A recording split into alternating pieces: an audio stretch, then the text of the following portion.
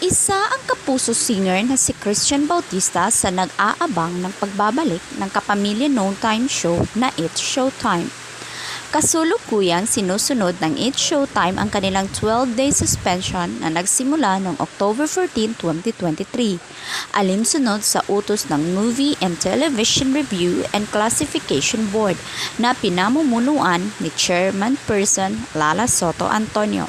Isa si Christian sa Kapuso Stars na naimbitahan maging hurado para sa tawag ng tanghalan segment ng nasabing kapamilya show bago ito patawan ng suspension. Samantala itong pinalitan ng programang pinamagatang It's Your Lucky Day kung saan host sina Luis Manzano, Melay Cativeros at marami pang iba.